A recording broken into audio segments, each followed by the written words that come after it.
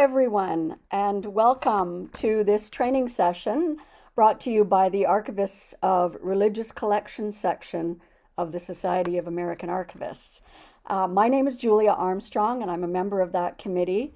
On behalf of all of us gathered, I would like to acknowledge that we live and work on the unceded ancestral lands of many Indigenous nations and give our respects to elders past and present. Just a couple of housekeeping items before I introduce our speakers today. And as you all know, exciting topic today, an introduction to AtoM. You see on the screen a couple of disclaimers. Just like you to review those, we want you to know that our views do not represent the organizations where we work. We do not make any endorsements or guarantees and are not liable for any loss or damage. So we ask you to take responsibility for critically evaluating content. And you will not be able to use your microphone or video during this session. If you would like closed captioning, please click on the button at the bottom of your Zoom screen, and under live transcript, click enable auto transcription, and that will get you closed captioning. We will have a short question period after the presentation concludes, and we ask you to use the Q&A feature at the bottom of in your Zoom screen to ask your questions. We can't unfortunately engage in the chat, but we will be watching that Q&A feature, so please do put your questions there throughout the session, and I will read them out to the speakers afterwards. Our session is being recorded, and at the end you will get on your screen a short survey. We appreciate you filling that out. So thank you very much for that. I would now like to introduce our presenters today. Very excited about hearing from them and all their work. Jody Robinson, who's coming to us from the Eastern Townships of Quebec, is the archivist for the Eastern Townships Resource Centre, an organization committed to the preservation of the heritage of the Eastern Townships of Quebec. And in 2016, the centre launched its regional multi-repository instance of AtoM, which continues to grow in membership. Mary Grace Kosta is the congregational archivist for the Sisters of St. Joseph in Canada, and she's coming to us today from London, Ontario. She serves on several professional archival organizations and is a co-chair of the joint US-Canada AtoM Users Group. So I would like to welcome you both, and I'm going to stop sharing my screen so that Mary Grace can start. Thank you. Thanks, Julia. I'll just share my screen right now.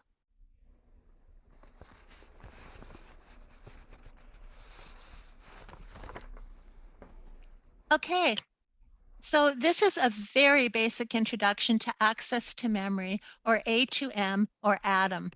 I will move quickly through an overview, and then Jody will give a demonstration. So what is AtoM? AtoM is a web-based open source application for standards-based archival description and sharing access. Because it's web-based, you can use it from anywhere. There is no cost to download any software needed to run AtoM. The code is hosted on GitHub.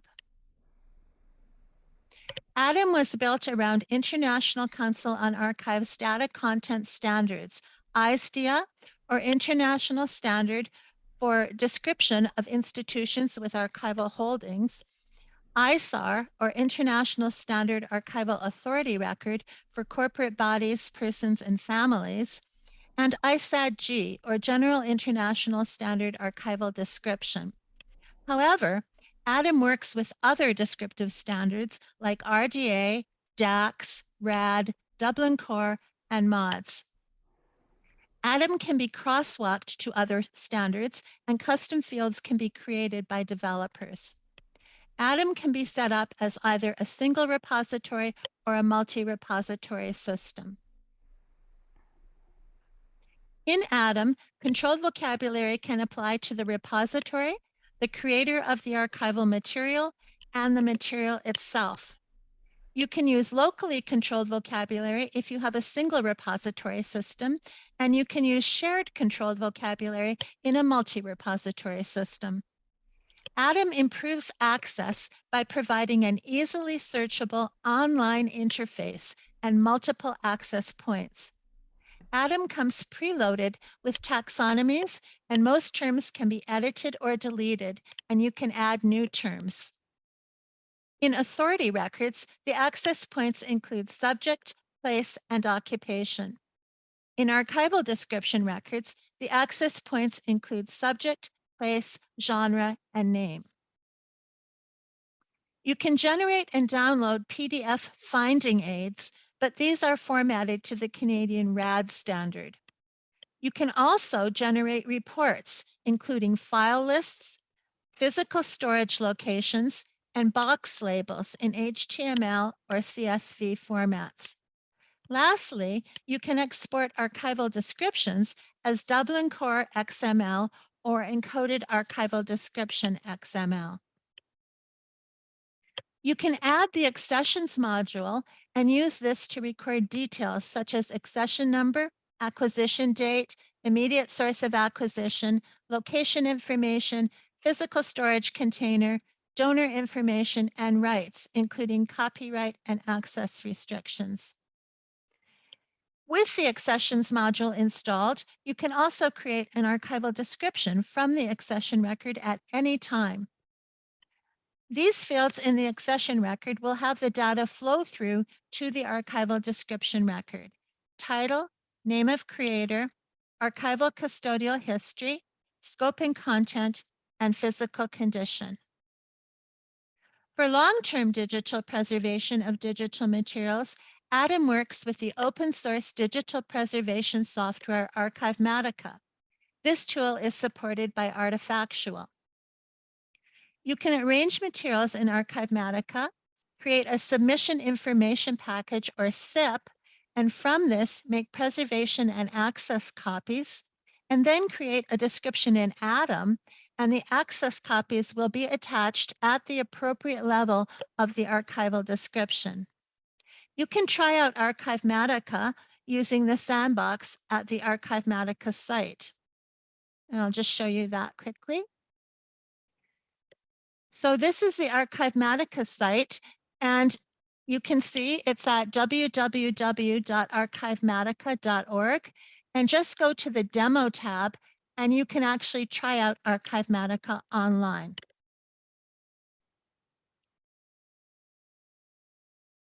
AtoM supports the hierarchical arrangement of record group or collection, font, series, file, and item. AtoM has a robust user community, a forum, an online manual, and a users group called the Joint US-Canada AtoM Users Group. And I'll just show you the manual. So again, go to the AtoM website this time, and it's at www.accesstomemory.org, and look at the demo tab. Look at the documentation tab, and you can choose the most current version of the manual from there.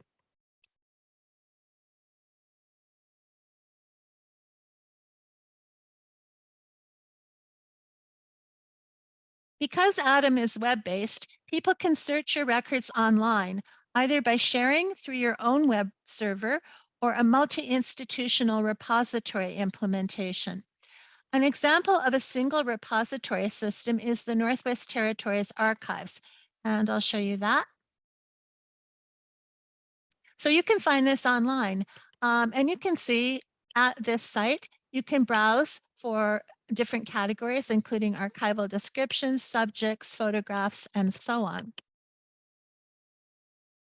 An example of a multi-repository system is Archeon, which holds catalog records of archives in Ontario. So this is what the Archeon site looks like. And as you can see, again, you can browse by different categories. You can also search using the search bar. There's a clipboard so that you can actually save your results from your searches to it if you want. And there's also a language tab that allows you to change the interface so you can look at the fields in different languages. Now, this is what a member of the public would see if they're using Archeon online. But I can log in and show you what it looks like for an actual user. So I'll just log into our account.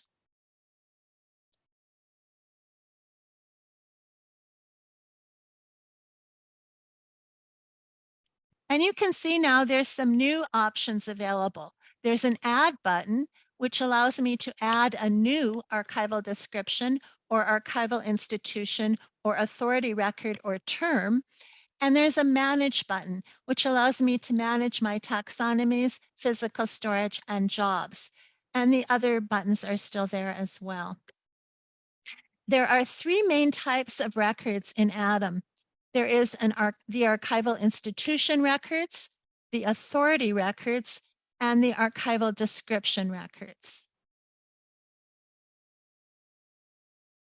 You can browse for archival institutions, authority records, archival descriptions, subjects, places, and digital objects. You can also search your physical storage locations if you're a logged-in user. You can do advanced searches after browsing, except for subjects and places. You can export your search results as a CSV file. Search is really powerful, and you can use wildcard characters and Boolean operators, do faceted searches, and drill down by searching within a search. So I'm going to show you just a few searches. There's many more searches you can do. So the default option, if you're doing a search, is it's going to pull up archival description records, unless you go to the browse menu and choose a specific category. So I'm going to first just search archival descriptions, and it's showing me there's over 16,000 archival descriptions in the Archeon database.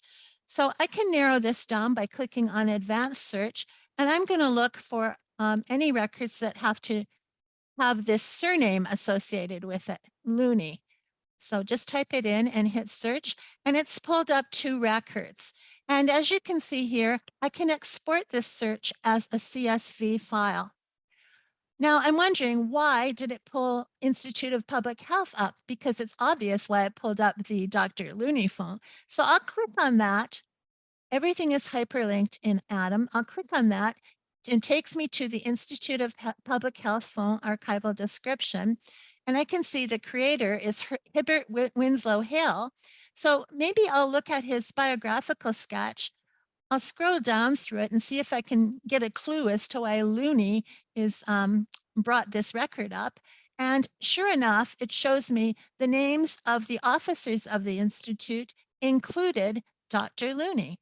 So that's why it pulled that record up. Using my back button, I'll go back to my search results. And I think what I'll do is I will save this record, the archival description for the Dr. Looney phone. So I'll just click on the paper clip next to it. And now I've added it to my clipboard. I can go to my clipboard and I can see the archival description is there.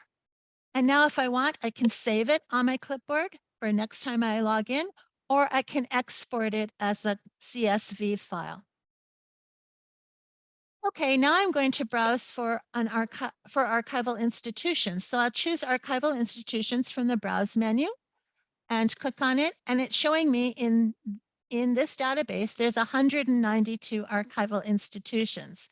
And I can view these either as a list, which is what it's showing now, or I can view these as cards by clicking on this button. So I'll view these as cards.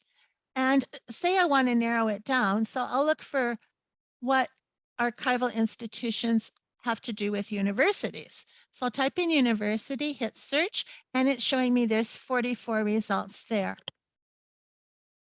The next search I'll do is by subject. So at the browse menu, I'll choose subjects, and it's showing me there's 631 subjects in this database. So I want to narrow that down. So I'll search for religion as a subject term. So I'll enter religion, and I can see that it's pulled up religion and religious people. So that is the preferred term, not religion. So I can click on that, and it's showing me all the narrower terms for that preferred term, as well as different facets associated with that term on the side here. As you can see, the archival description tab is selected, and it's also showing me all the related archival descriptions that have that term in them, that subject term added to them. If I click on this other tab, it will show me all the authority records that have that subject term associated with them. The next search I'm going to do is for digital objects. So under the Browse menu, I'm going to click on Digital Objects, and it's showing me there's over 23,000 digital objects in this database.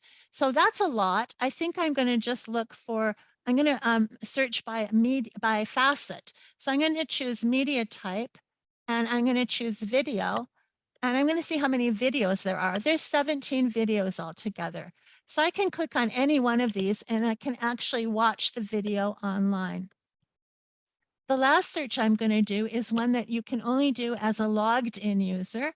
I'm going to go to the Manage button, and I'm going to choose Physical Storage, and I'm going to search for all the boxes we have for our associate records in our archives. So I type in associate and hit search, and it's showing me there's 3 boxes for this record group, and they're all located in off-site storage.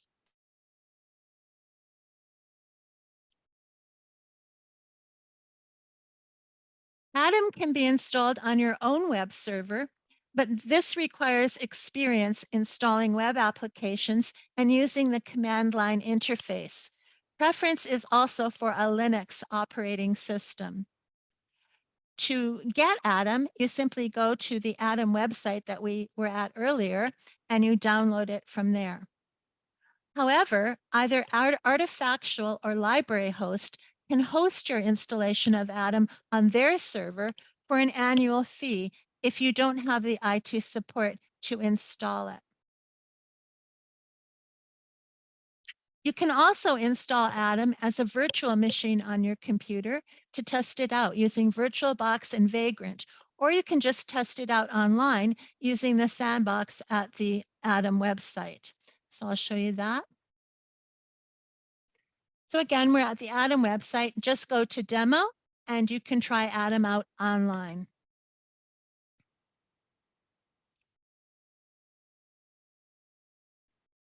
AtoM has records for archival institutions, which provide a description of the repository. This is based on ISDEA. Archival descriptions are linked to the archival institution as holdings. And I'll show you an example of an archival institution record. So this is the record for our archives. You can see the authorized firm of name is given and the type of organization. There's contact information given. And anytime you see chevrons, you can click on them to expand or minimize a field. So the history of the organization is given, records management and collecting policies, information about the holdings, finding aids and guides and publications are listed. And then for researchers, very useful information about opening times, access conditions and requirements, and accessibility, and also information about services provided by the archives. At the bottom, you can see there's access points given for this repository. Over on the side here, you can see the holdings. So all of these are archival description records. I can click on any one of these and it will take me to the archival description. And below that, here are authority records, and I can click on any one and it will take me to the authority record. The other thing I can do is choose the Browse Our Collection tab, and I can click on Archival Descriptions, and it will pull up all the archival descriptions maintained by this repository. Or under Browse Our Collection, I can choose Digital Objects, and it will show all the digital objects associated with this repository.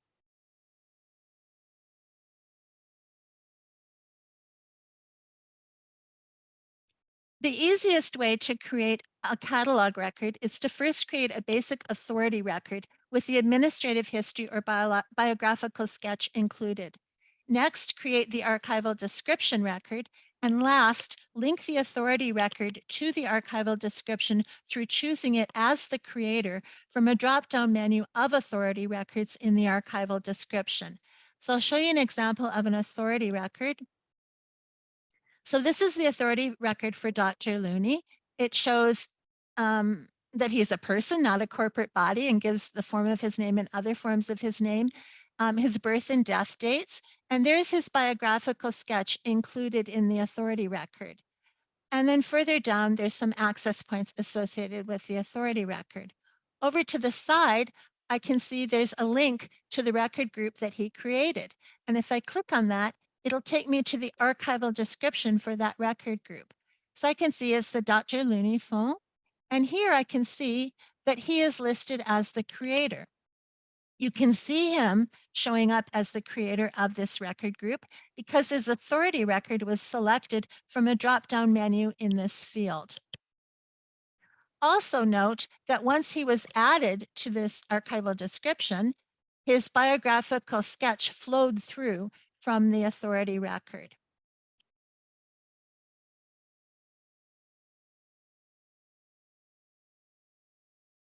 Authority records and archival descriptions are stored separately in AtoM. One authority record can be used for many archival descriptions, and therefore, an archival description does not have to have a new administrative history or biographical sketch created each time. Multi-repository systems can share authority records and access points. A minimal authority record would contain the fields shown on the screen. The starred fields are required, and crosswalks are shown to different content standards.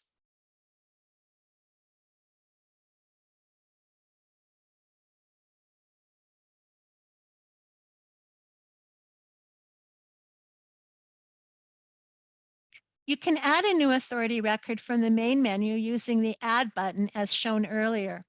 When you add a creator to an archival description, the administrative history or biographical sketch in the authority record will flow into the archival description as I noted.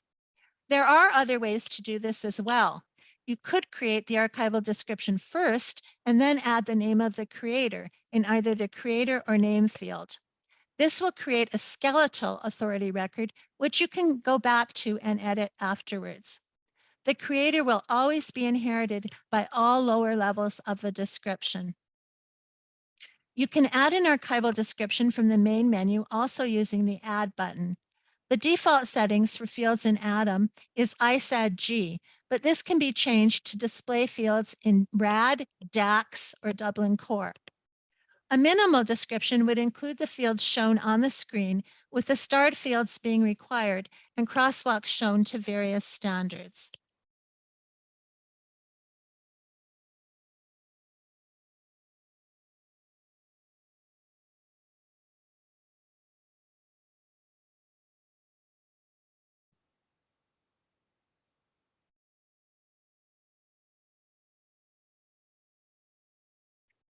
Now I'll show you an example of an archival description. So again, this is the archival description for the Dr. Looney phone. You can see the title proper and the general material designation are given, as well as the level of description that it's a phone. And the dates of creation of this record group are provided.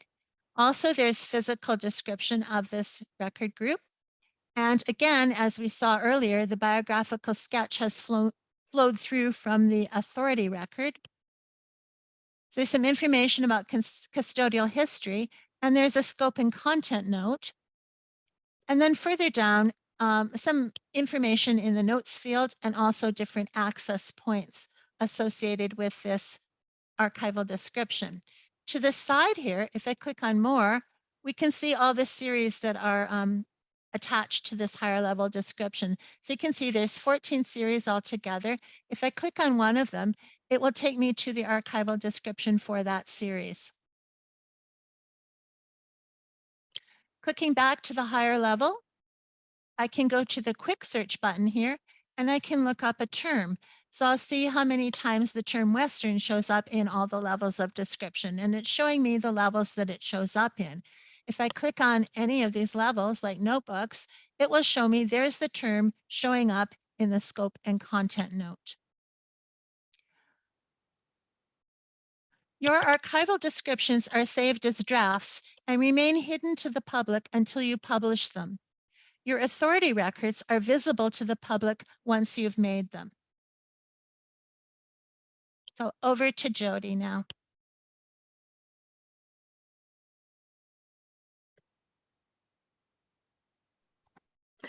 It didn't click right away.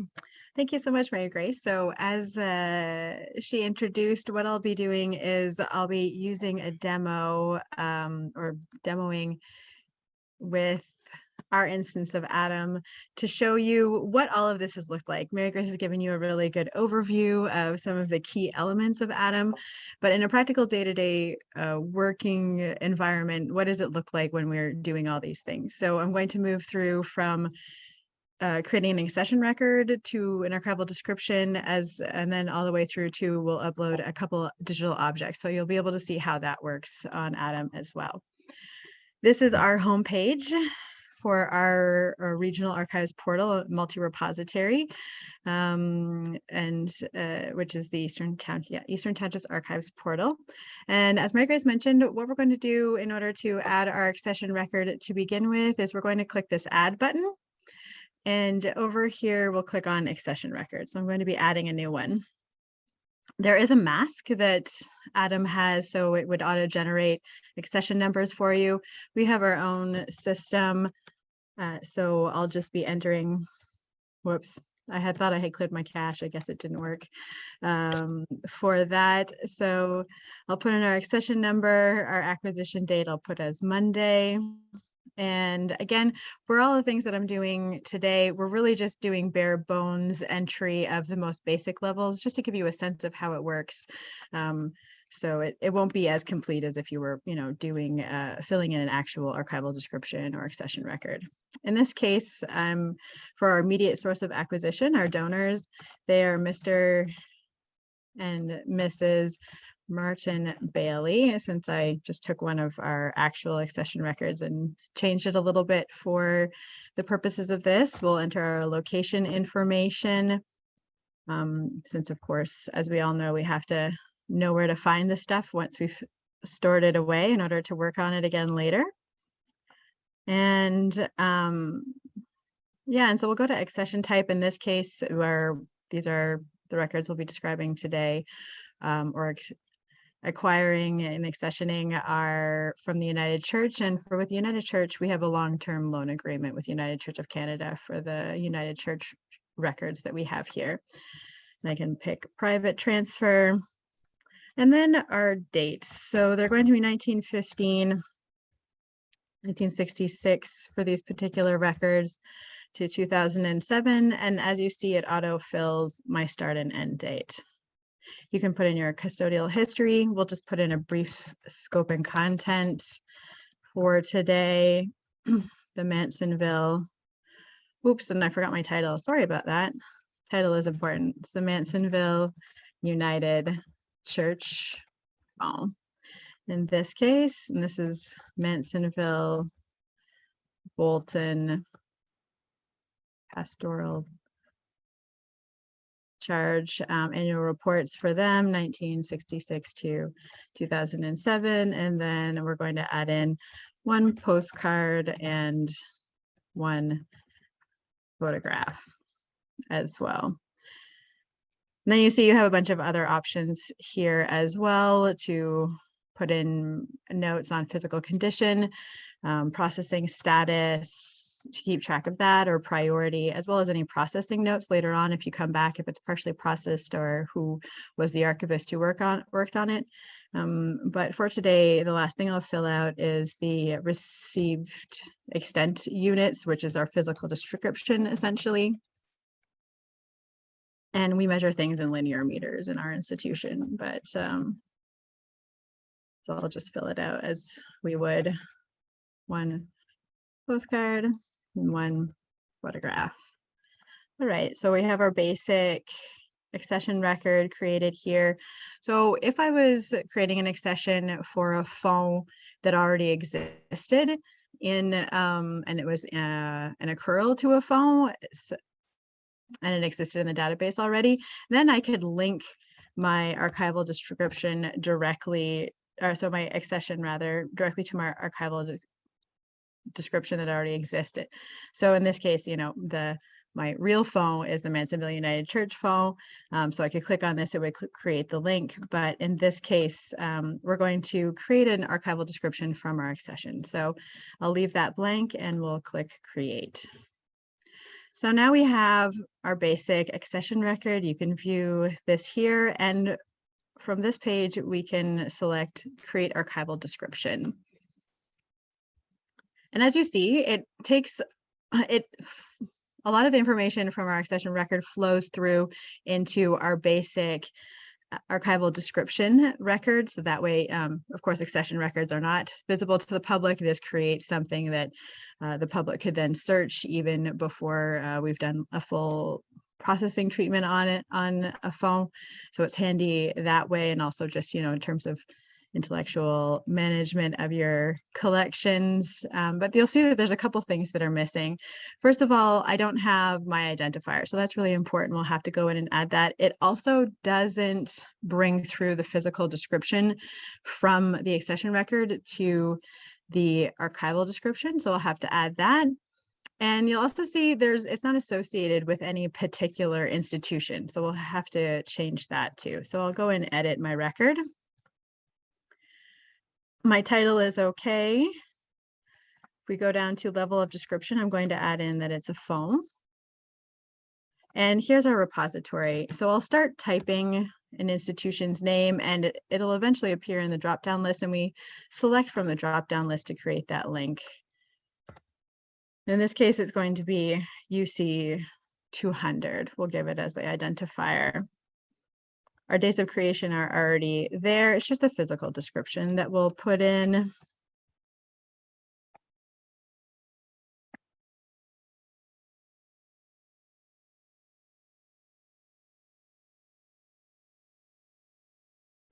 All right. And then you could also tag some access points if we wanted to. I could put in religion, for example, then we'll save our record. So here we have our more complete archival description with the basic fields that are filled out. When I'm logged in, as I am now, I can see any accession numbers that are associated with this particular phone or archival description. And so now we have that more or less prepared, but we don't have a creator or any information about the creator yet. And so we have to go and create the authority record to make that link. So now we'll go back to our add button. We'll add an authority record. And again, we're just going to be creating something really basic for today. I'm only filling out the most important of the fields. So as a corporate body, since it's a church, there we are. And in our description area, we'll put in our dates of existence. This particular church actually closed in 2010, so we have an end date. And I'll just put in a really brief history. But as you'll see, the fields are tracked to the ISAR fields for description of corporate bodies, persons, and families. So you could fill in, I mean, a whole bunch of information if you wanted to.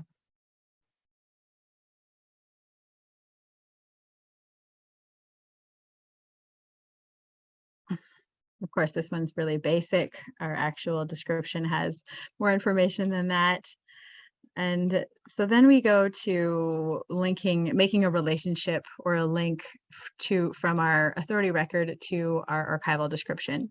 Mary Grace mentioned that you can do that in the dates area from an archival description, linking back to the authority record, but we're going to link from the authority record to the archival description. You can also, there's also a place where you can link to other authority records, such as if you have an organization and their authority record you can link their authority record to a parent organization, for instance, or if you have large families, you can make all sorts of links and specify what kind of a relationship it is, sister, mother, father, cousin, etc. There. So that's nice, but we're just going to link to related resources. So we're going to do a search for the phone that I just created, the archival description. I'll click on that and we'll submit it. And there we have that. So I'm going to click create now. As you'll see, it has a little note up here saying that there's some work that's being performed in the background of the software. I'll just refresh. The job is done. And now we have the link back to our archival description. So we'll click on that.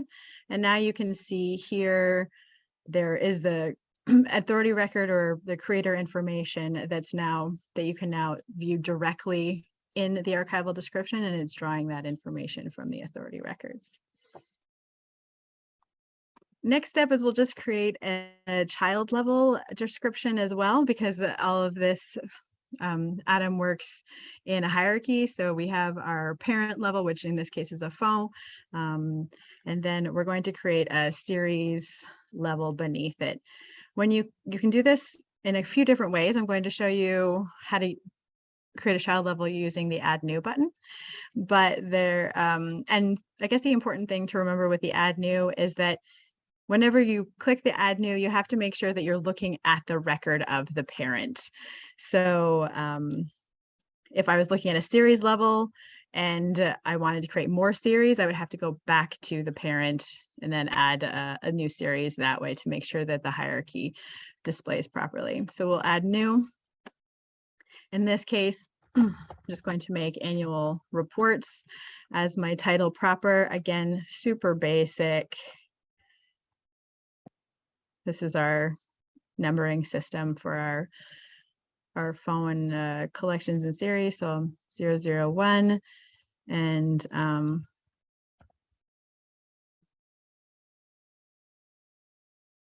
yeah, 27. Again, it auto fills there.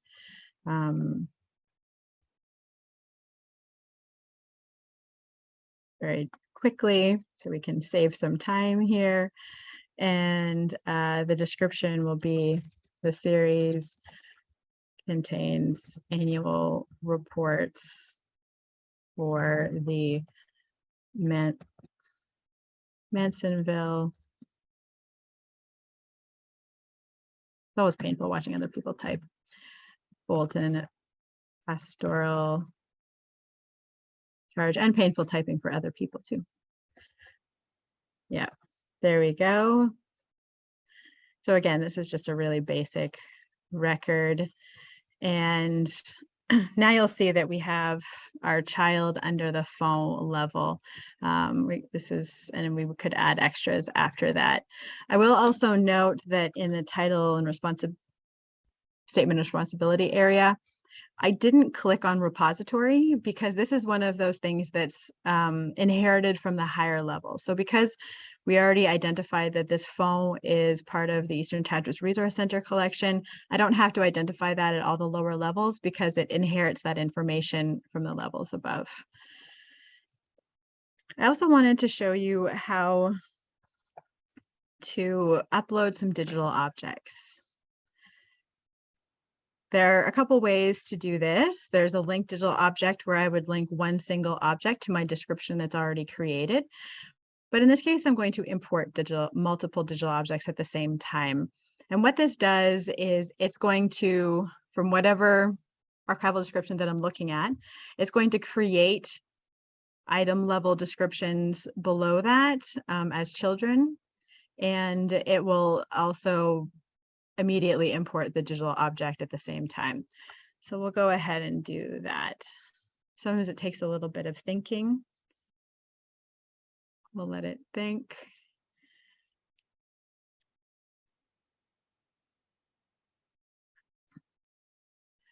Hopefully it won't be too long. This is one of those aspects that the web browser part really can cause a bit of a delay anyway. And so now that it's loaded, we have our import multiple digital objects page. It does give us a little bit of a few instructions, but just basically we have, we can give a title broadly to each of the digital objects. So it will give the same one and then just add same title and add a number to each of them with this mask here. We're creating item descriptions underneath, and I'm going to find my digital objects here that I've just picked some random, well, not random ones that show the church to be able to show you. So I've uploaded them. Now they're ready to upload. I'll click this and we'll actually have one more chance to change the names if we wish, the titles. So I'm just going to call this one Mansfield United Church and Schoolhouse. The image at just behind the church is actually the schoolhouse to make it a little bit different. And we can take off the numbers and I'll save that. So now underneath my series, I've created children level descriptions for each of the items, and we can see them in the carousel here, or I can click on one in particular and look at the archival description in more detail. As you can see, there's actually all that it creates in terms of your archival description when you do it this way is your title proper and your level of description. As you can see, we don't have any item number or any scope and content or any sort of description that's involved. So you have to go in and manually fill that in. We'll just put in an identifier.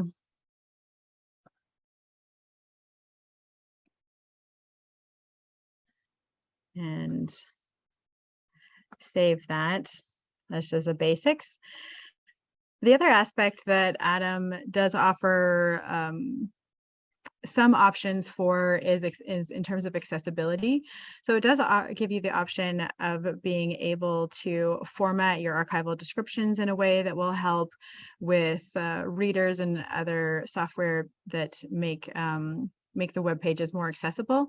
And in terms of when it comes to our digital objects, we have you can add in an alt text, which is here. So I went to my edit digital object, and this is the alt text section. I actually have something just in my copy and paste section to make it quicker. So I've added in just a description of the photograph for those who are visually impaired, so they can have that read out to them, and it will give them a brief but informative description of the item. So there we have our importing of digital objects.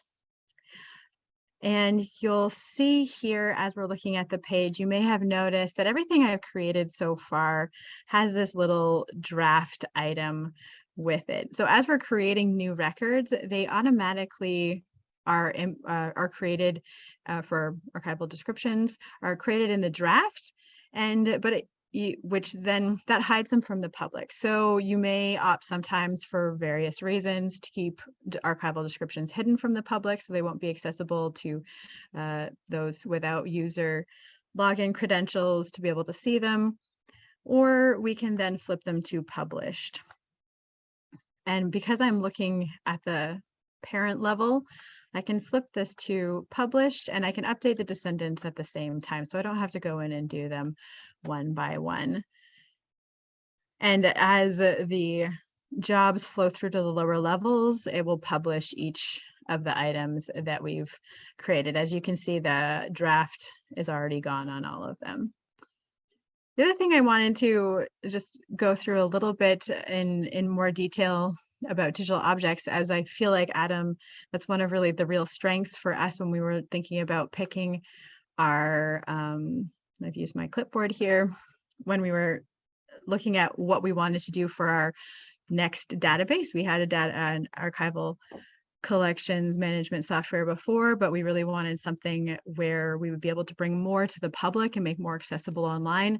And AtoM's ability to add to support all different types of records, or for the most part anyway, through its software was really a big draw for us. As Mary Grace had showed you before, we can do videos. So here we have a covered bridge documentary, and I'll just stop it there, that we've uploaded online, and you can add a PDF, so it's not just photographs like we were doing before. And when we add a PDF with an OCR layer, the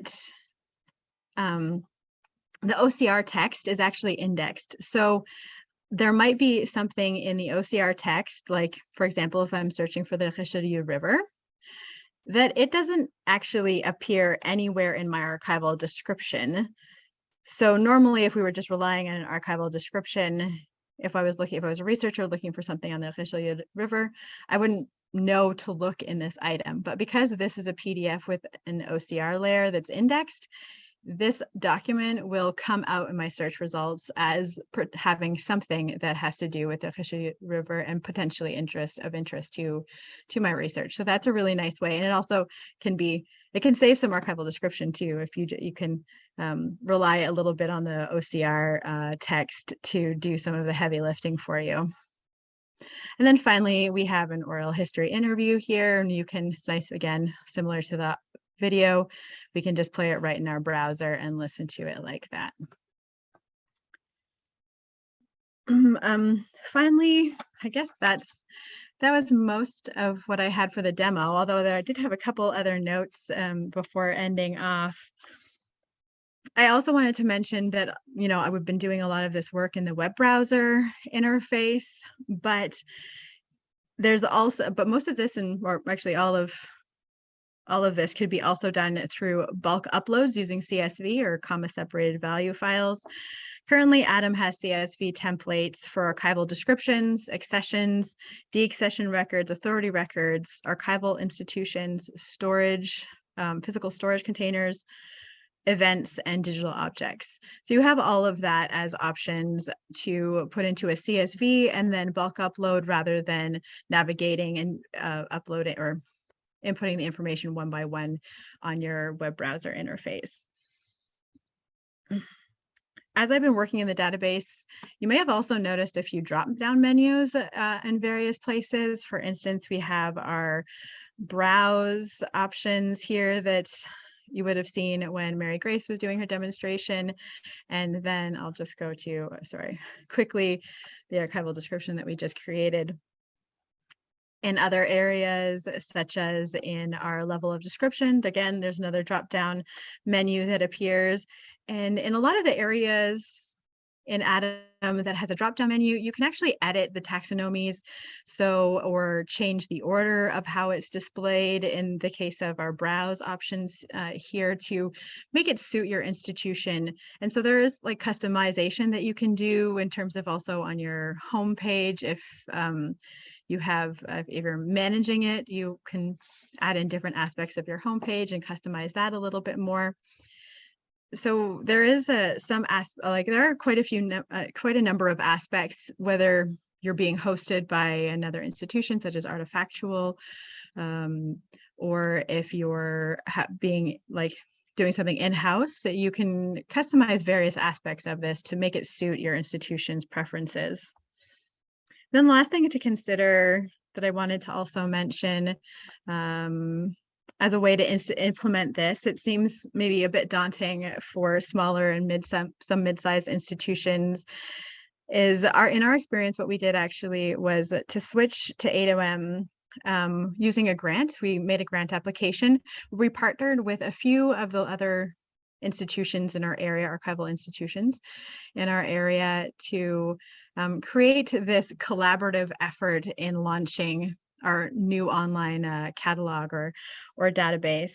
So this was useful in terms of the grant application because it gave our grant a lot more weight. It was a collaborative project. Usually foundations and granting agencies love to see partnerships among institutions. So this was just a really fantastic way to show that partnership and to give it more staying power as a project and more interesting for them to fund.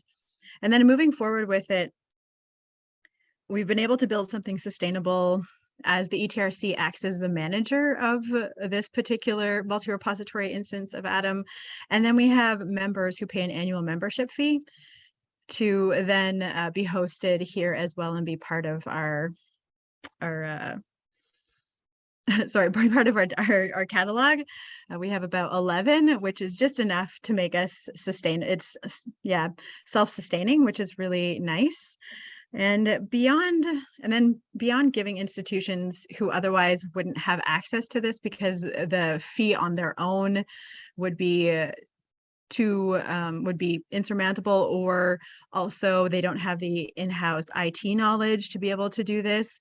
It gives these institutions a way to participate and have access to this software without it being really demanding on their institution, either financially or in terms of human resources. And it's a great way to have this collaboration where we can collaborate in between institutions. Now we have a much better idea of who has what in the region. We're all serving sort of a similar geographic area. We have a lot of things that are overlapping and interconnecting. So it's just been a really great way to be able to collaborate more as archival repositories. Sometimes we tend to be insular. And then also it provides a better service to our researchers as a one-stop shop for a number of archival collections with interrelated material. So that's my portion of the presentation. Thank you. Thank you both so much for a really comprehensive introduction, demonstration, and you've really laid out all the benefits to your institutions. Now, we've had some great questions in the background. Mary Grace has been answering some of them. I wonder, Mary Grace, if you'd like to go over a few of them sort of for everybody, or... No, I'd rather if we could just answer as many of the remaining ones, and I'm going to leave some of those for Jody because I think she'd be better at answering the ones left than I am. Okay, so, all right, I will start with the one that I have at the top. Um, I'm wondering about having a yearbook as one item with multiple pictures, so there wouldn't be a child level for each picture. Is this something that AtoM can do, or would each item be a child to the series Yearbook 1966? Essentially, the reply to that is that the only way to make it so each photo isn't its own child level, because there is this one-to-one relationship between archival description, like one archival description to one digital object. There are some workarounds that some people have implemented, such as putting all the photographs in a PDF, multi-page PDF document instead. So, that's one option, but otherwise, yes, it's, multiple child levels per photograph for a yearbook. Right. Question about when each institution logs in, are they only able to access their own records? Yes. Okay. This does, this is a side note, the permissions module is one of the older sections in terms of user permissions. It's one of the older sections of this particular software. So it's not as, I guess it's not as detailed as it could be, but there is a way to make sure that other institutions aren't viewing everybody else's records. Okay, great. And I'm going to answer this question from Deb quickly, Julia. Okay. She's asking about costing, and I'm going to suggest anybody who's interested in the pricing, you contact Artifactual or Library Host to get a pricing from them. You can go to their websites as well. Library Host does have some pricing listed on its site, but with Artifactual, you'll probably have to contact them to get the pricing. But on their site, they show the different kinds of packages you can get. Okay. What does the physical location info look like? And can you search for empty space or track percentage of free space? Do you want me to field this one, Sure. Mary Grace? Please, Yeah, please. or I mean, yeah. What does it look like? Okay, well, yes. All right, I'm going to, you cannot track empty space You can't track percentage of free space used. And so the physical location info is it, I don't know if we have time for me to share a screen for that. Would that be worth it, Mary Grace, do you think? I don't think so, no. No. So the physical location, essentially what it is, if you're looking at, you've given your box or whatever, your location a name. And then when you're looking at it, you can see what archival descriptions are linked to that particular box. But that's essentially the extent of it. So you know what's where, but you don't know how full that box is or what your remaining space in your storage area. Okay. And I think you basically answered this question about batch loading. You can batch load metadata and digital objects using a CSV file. That that works fine. And can you create reports from the information input into the fields? So the reports that are generated, are there different ways to do that, different kinds of reports? I would say with AtoM overall, it doesn't have a report, like a robust reporting capability. It's fairly basic. Would say you Yeah. can like export, for example, an archival description as a CSV file, and it will give you every field in the CSV file. And Yeah. also, you can view as HTML too, right, Jody? You can view and print HTML formats Yes. too. Yeah. And you can do something similar with your physical locations to generate a CSV for those, and then export the data like that and report it in that way. We have 5 minutes left, Jody, so I guess we do have time to show that physical storage if you want to. I don't know if you're ready for that, I but can. I'll just okay. I'll share my screen again. Oh, I have 4 minutes left. Okay. I'll go. It won't take very long. So if I sorry, I will go to manage my physical storage. And you'll see with that in a multi-repository setting, it does also mean that everybody has to have a different type of naming system for their boxes. So that's something to keep in mind. Otherwise it gets a bit complicated. But if I just, so here's my list of boxes. Right now it's listed in alphabetical order. B14, this is my location and box number. If I click on B14, this is the contents of this particular box, and there is a way to export that as well for your contents. So this is essentially what that looks like, but there's not a way to know how full they are. Because we're a smaller institution, I have a CSV, not a CSV. I have a spreadsheet that I track that. But it does mean that it's like two separate items that you're keeping track of in order to record that information. Wonderful. I think we have almost reached the end of our time. This has been so useful to many of us. Thank you both very much. I see Mary Grace is answering a couple more questions. Oh, and there's a question about can you take an Excel inventory to a CSV then upload? I'm sure that you probably can. So that's it's done all the time. Sometimes there's like a little hiccups, but yeah, that transfers quite well usually. Right. Oh, great. Well, thanks everybody for your questions. Thank you both very much for this presentation. And we hope to see everyone again at our next event. Thanks and have a good afternoon. Thank you, Julia. Thanks, Jody. Bye. Bye.